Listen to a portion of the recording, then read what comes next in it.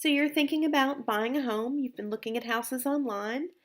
Before you take the next step to start looking at houses in person, you want to take these next 4 steps to determine your actual purchasing power. The steps are determining if you're qualified to buy, if you have enough cash on hand, if you can comfortably afford the payment, and if buying is a smart decision for you. So in order to get qualified, the first step is going to be reaching out to a local mortgage broker. When you do so, they'll talk to you about your incomes, your asset, credit scores, your debts, and they'll talk to you about current interest rates, which are really pretty great right now. Once you've started a formal application, you'll be able to get a pre-approval letter. It'll be subject to conditions, turning in tax returns, proving your income, but you'll be able to determine your purchase price, what type of loan you're interested in, and how much cash you're going to need to effect the purchase. Buying a house can be expensive. It's not just about your down payment, but it's also about the closing costs.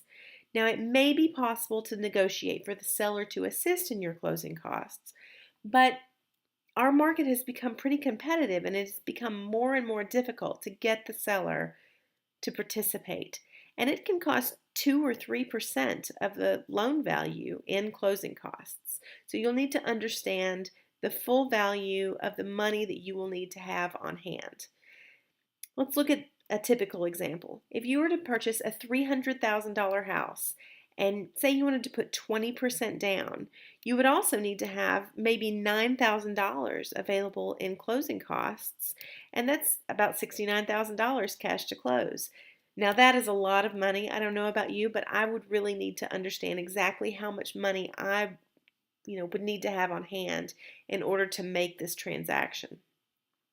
You need to also determine if the monthly payment is affordable to you.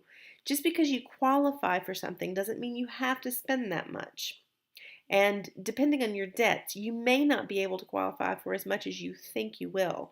A typical mortgage payment includes principal, interest, taxes, and insurance. But you also need to budget for utilities, landscaping, HOA, dues, repairs, renovations, and other costs. Finally, you want to determine if you should buy. How long are you going to be in town? Can you commit to staying in one place for at least 2 or 3 years? If you're going to be a short-term occupant, renting may be a better decision for you. It's costly to buy and sell property, so you want to make sure that it's going to be the right commitment for you.